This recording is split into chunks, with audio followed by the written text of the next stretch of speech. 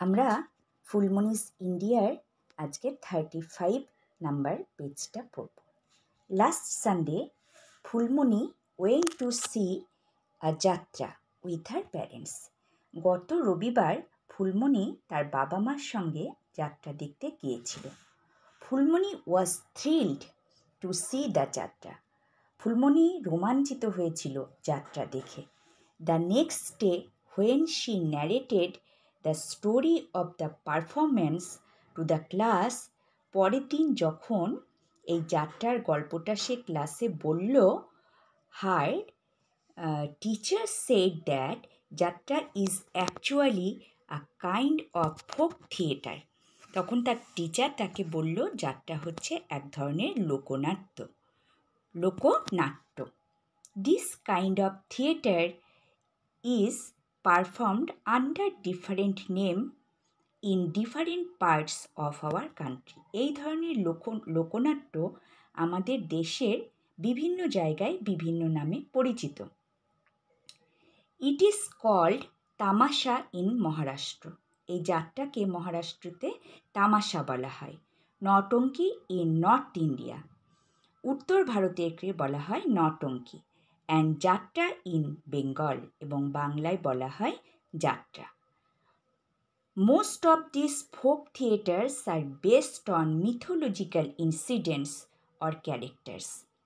বেশিরভাগ যাত্রাই পৌরাণিক ঘটনা এবং চরিত্রের উপর নির্ভর করে তৈরি হয়েছে। India has a rich heritage of classical dance. Classical dance মানে উচ্চাঙ্গ নৃত্য। উচ্চাঙ্গ নৃত্যে ভারতের একটা বেশ সমৃদ্ধি আছে, ঐতিহ্য আছে। There are many classical dance forms and each deals with some mythological narrative. এখানে বিভিন্ন ধরনের উচ্চাঙ্গ নৃত্য আছে এবং এই উচ্চাঙ্গ নৃত্যগুলো কোনো না কোনো পৌরাণিক ঘটনার সঙ্গে ওতপ্রোতভাবে জড়িত। The dancers wear colorful dress and dance in harmony with music. নৃত্যশিল্পীরা রঙিন জামাকাপড় মানে পোশাক পরেন এবং সঙ্গীতের তালে তালে নৃত্য করেন। Dramatics is an essential part of Indian classical dance tradition. এই নাটক হচ্ছে ভারতের classical dance tradition. Kathak is a dance of north India. Kathak হচ্ছে উত্তর ভারতের নৃত্য। While Bharatanatyam, Mohiniyattam, Kuchipudi and Kathakali are all from south India. যেখানে ভারতনাট্যম, মোহিনীনাট্যম, কুচিপুড়ি এবং কথাকলি দক্ষিণ ভারতের নৃত্য। Manipuri and Odissi dance are dance forms of eastern India. Manipuri এবং ওডিসি হচ্ছে পূর্ব ভারতের নৃত্য। Such a wide variety of dance forms cannot be found anywhere else in the world. আমাদের দেশে এত রকমের উচ্চাঙ্গ নৃত্য আছে যা পৃথিবীর আর অন্য কোনো জায়গায় দেখতে পাওয়া যায় না। Dance and music have always been integral to the Indian culture. এই নৃত্য এবং সঙ্গীত আমাদের ভারতীয় ঐতিহ্যের সঙ্গে সবসময় জড়িয়ে আছে। Phulmoni has a sweet voice. ফুলমণির একটা খুব মিষ্টি গলা আছে। She believes that she can sing in harmony with musical instruments.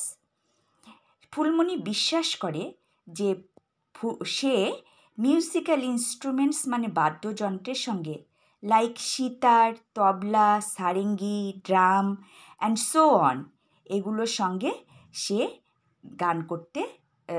নাচ করতে পারবে। Phulmoni came to know that Indian kings and rulers patronised.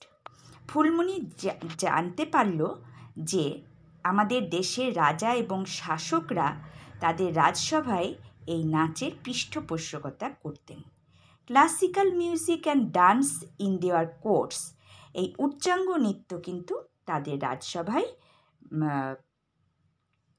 করা হতো।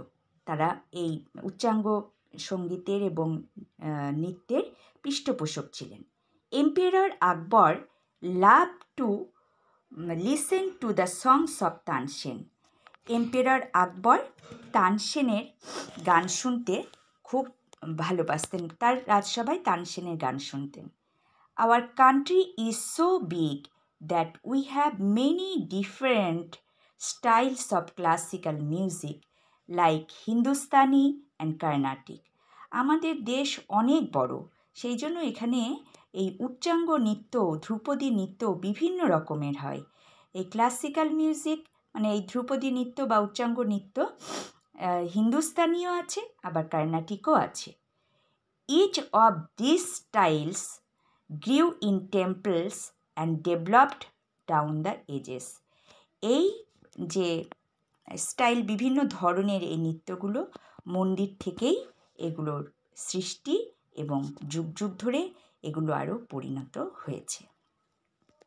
তো আজকে আমি এইটুকু পড়িয়ে দিলাম, তারপরে আমি আবার আমার পরের ভিডিওতে বাকি অংশটা পড়িয়ে দেব। তো তোমাদের কেমন লাগলো পড়ানো অবশ্যই জানাবে আমাকে, আর কোথাও কোনো অসুবিধা থাকলে কিন্তু জানাতে ভুলবে না, কমেন্টে জানিয়ে দেবে, কেমন? আর যদি আমার এই চ্যানেলটা তোমাদের ভালো লেগে থাকে, তোমাদের কোনো উপকারে লাগে, তাহলে অবশ্যই একটা লাইক এবং সাবস্ক্রাইব করে দেবে। ততক্ষণ আমি আবার আসবো, ততক্ষণ তোমরা সকলে ভালো থাকো, সুস্থ থাকো।